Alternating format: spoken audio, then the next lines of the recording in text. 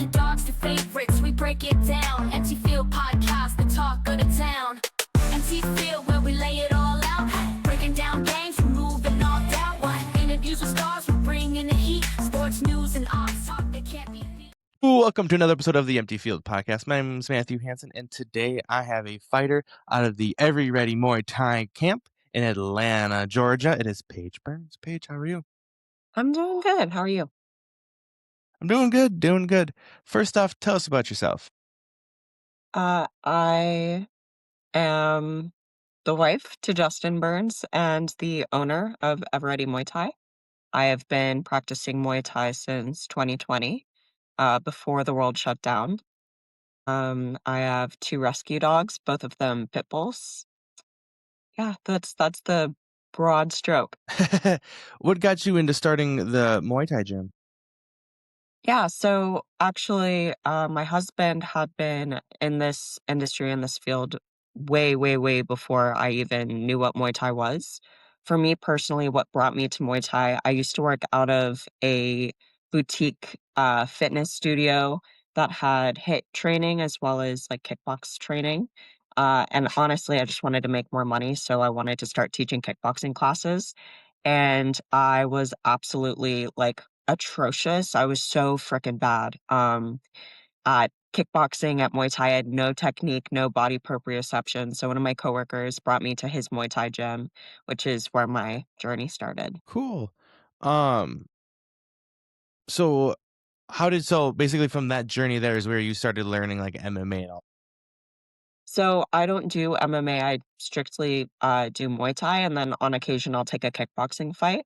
But the way I got into fighting or competing, I saw a couple of girls like sparring pretty hard, and I just felt so starstruck's not even the word. I was just so impressed by how gritty they were, and I admired them so much because they were showing heart and bravery and tenacity, and doing this like very hard, scary thing. And I had no idea what it would look like for me to do that. I just knew I wanted to be able to do that, which is how I got into it because there's that curiosity portion that I think everybody goes through, and it's really hard and it's really scary. And then you get hit pretty hard in the face or knocked out or injured, and you have to determine if it's something you want to keep doing. Yeah. What was life like before Muay Thai? Ooh, good question. Well, I won't bore you with the details, but I grew up in a pretty tough, uh, like childhood, like abuse situations. Unbeknownst to me, I had a lot of like survival patterns that I was completely unconscious and unaware of. So I was honestly just working like insane hours, operating out of survival mode. I don't feel like I was very comfortable in my skin. And so on the outside, from like an external perspective, I had everything going for me. I had a really successful career, pretty thriving like social life, what looked to be like a really good relationship on the outside, but on the inside, I just didn't have any sort of like self-worth. Um, and so it's not that life was necessarily bad before my Muay Thai, it just didn't feel as like rich. Okay. Was there a specific person that has pushed you more into Muay Thai? Uh, to be honest with you, I wanted to compete so badly, mostly to prove to myself that I was capable of doing it. But my very first coach would make super like disparaging remarks to me. He would say, "You're too pretty, you'll excuse my French, you'll fuck up your face. I don't think you have it in you."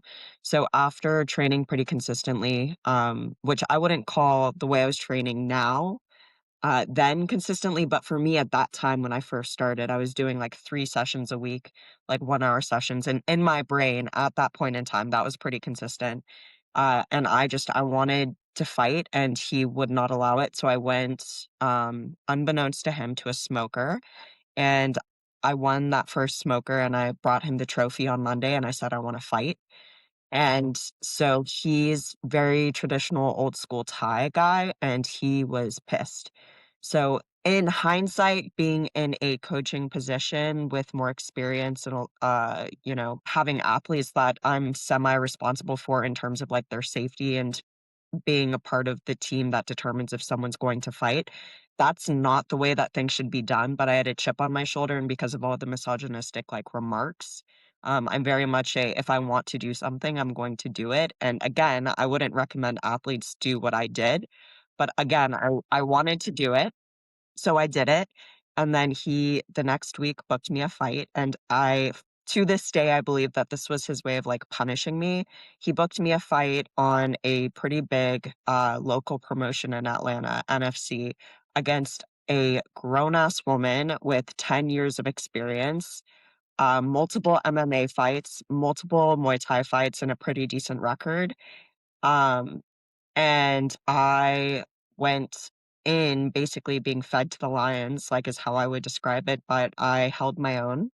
A lot of people thought I was just going to get absolutely annihilated, and it was a pretty close fight for the amount of time that she had had training and the fight experience that she had versus the amount of time and experience that I had.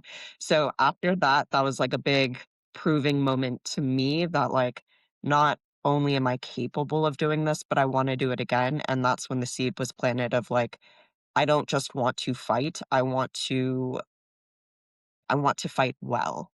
And I think that's a pretty big differentiator. How did that fight end? Was it did you guys go to the distance? Yeah, we went 3 rounds. It was like a firefight. It wasn't pretty, it wasn't technical, it was just start to finish, like, go, go, go, both ends, just grinding it out. Neither of us got beat up too badly. She did say in her like, after she got her hand raised and they interviewed her, they were like, would you be willing to fight her again? She's like, no, she hits hard. And I DM'd her after that, like a week later, and I was like, I want a rematch. And she said, no, I have no interest in running that back. So that gave me a little bit of gratification as well. Stop. Before we continue this episode here, are you staying hydrated? No. Have you tried Hydrify? Man, it's not just flavored water. It's clean hydration with electrolytes that actually work. No sugar crash, no junk ingredients. Pretty simple. Hydrify keeps you sharp and fueled for the day. I use it because, man, it's simple, effective, and it just tastes real good. Hydrate smarter, hydrate better. That's Hydrify. Use promo code MTF to get 10% off your order. Just say, hey, Matt from the TField Podcast sent you. What's been your biggest challenge so far? There's been a lot of challenges. Which isn't to say that it hasn't been good. I think the whole point of doing something hard is the challenge so that you have to eat shit so that you can get on the other side of it and learn whatever you need to learn. How many years ago was it? 2 years ago, one of my primary training partners did a very poorly executed sweep and she tore my ACL. And that happened while I was in preparation for a fight, and I had had like 5 fights lined up, and that took me out for an entire year. And I remember driving to work the next morning after I got the MRI scan, um, and I broke down crying on the way to work, and I was like, I have a decision here. I have to decide, like, is this something I really want to do? Like, do I really want to fight? Because if I really want to fight, not just like kind of fight, take a fight as a hobbyist, like for funsies, like if I really want to be a competitive athlete, I need to buckle down and treat this like a fight camp. And that entire process completely changed me as not only a fighter, but as a person. Because recovering from a major surgery like that is physically incredibly hard, but coming back onto the mats and doing hard sparring is emotionally one of the hardest things I've ever had to go through because you're learning how to trust your body again. If your leg gets caught, the immediate like fear of is my ACL going to tear? Like those are things you need to work through. And I've been doing a lot of reviewing of my old fights this week in preparation for a fight that I have in 4 weeks, just to see where I can clean things up. And you can tell, like, even though I was still winning those next fights post ACL surgery, I can see that lack of not confidence, but like self-trust in my body. And so when that is taken away, even if it's not necessarily your fault or it's just something that happens, that can really throw you through a loop as an athlete. Yeah. Well, you already brought it up. The fight in 4 weeks. Talk about it. You and versus Brenda. I'm excited. I'm always excited to fight. I think that after my 6th fight, I stopped being afraid, which isn't to say that I don't experience nerves. But I just feel like I have a job to do. I'm excited. I train 6 days out of the week, sometimes 7. So it's just another day doing what I love. And I'm always grateful for my opponents because without them, I wouldn't be able to see where I am. Um, yeah, so I'm excited and I'm grateful to be able to represent our country. I give this opportunity to everybody. Do you want to do any trash talking at all or no? Not my style, but I appreciate the opportunity.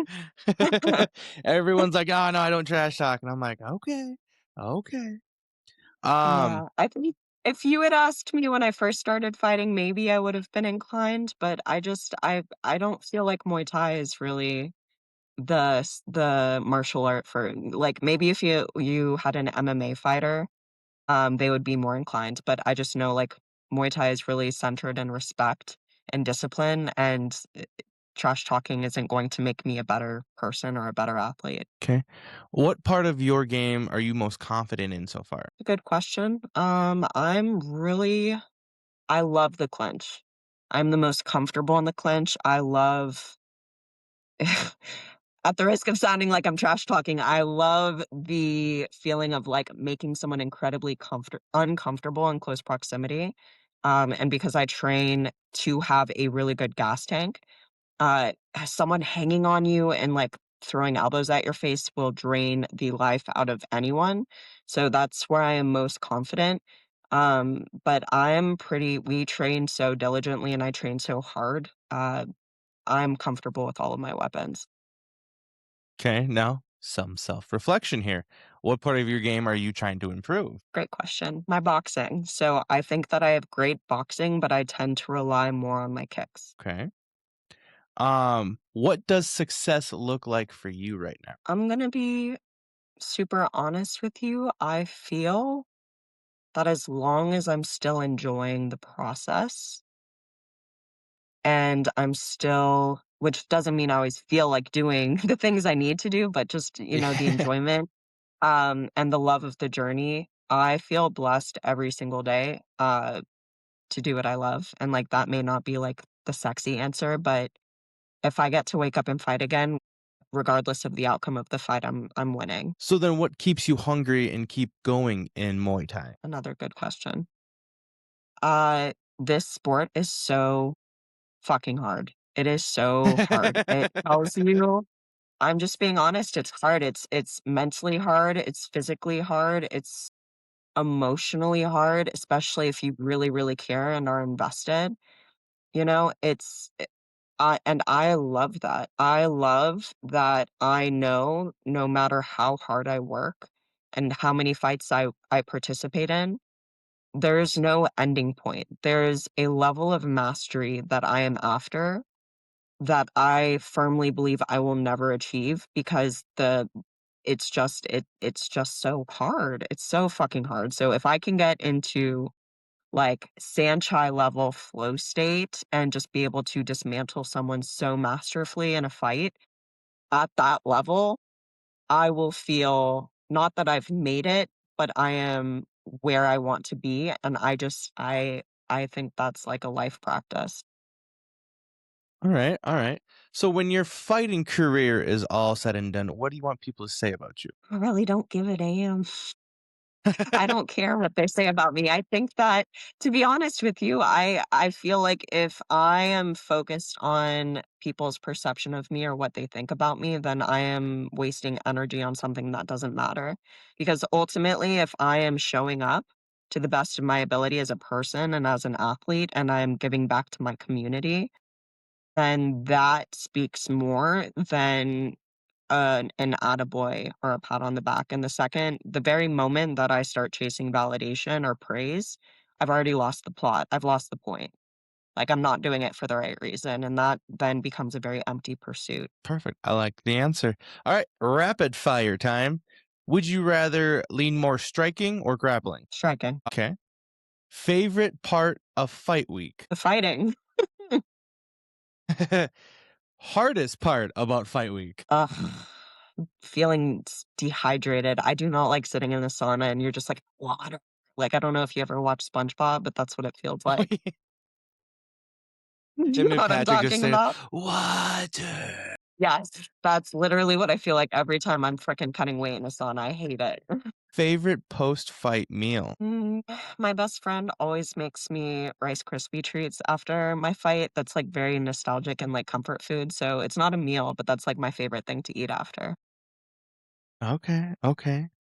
And then, would you rather have a first-round finish or just go to the decision? A first round finish. Why is that? Because that feels like an accumulation of a lot of unseen repetition and hard work. Like, you Okay. could be going against someone who's not very good or very tough, but I've had enough fights at this point in my career where that's no longer like, it's not good luck where that happens. It is a combination of accuracy, timing, skill, culminating at that perfect moment. Okay. Do you want to give any special shout-outs to anybody? Yes. As always, my husband, he is my number one challenger in all the ways that you want a coach to be, but he's also my number one supporter as my husband. I want to also thank everyone at Ever Ready Muay Thai. Like, they are just, we have the best community, and I'm sure all gym people say that, but truly, I believe that about ours. And then my mentor and good friend Ish, who was our like pro fighter at our gym. He set an example that as an athlete, like as an athlete, but also as a human being, that is just very rare. And he's always been very honest with me, not always telling me what I want to hear, but what I need to hear, and that's always made me better. And when you find people like that in your life that are willing to like be so transparent with you, it's very important. Cool. Where can everybody find you on social media? Yeah. So you can find me on Instagram, Paige J Burns. If you want to keep up with the gym, Ever Ready Muay Thai. If you want to check out my husband, not like in a weird way, but he was also a professional fighter. He posts some really cool content. Justin M. Burns. So yeah, feel free. We do 2 trial classes for $35 if anyone wants to swing by. Cool. Well, Paige, I appreciate you stopping by, telling us about your story, how you got started in Muay Thai, and yeah, appreciate it. Thank you so much. Thank you for your time. Fans of One T Media Production, do you guys drink coffee? Sure you do. I, myself, drink quite a bit of coffee, so I always turn to a Fuera coffee for my go-to. It's smooth, it's bold, it's not too heavy. Perfect for that early morning or when you just need to lock in for the day. The best part is, at every purchase, 5% goes back to the great outdoors. Get a bag like this. I get 2 myself. Use promo code MTF and you get 15% off your order. Guys, what's not to love about coffee, free money, and deliciousness? A Fuera coffee.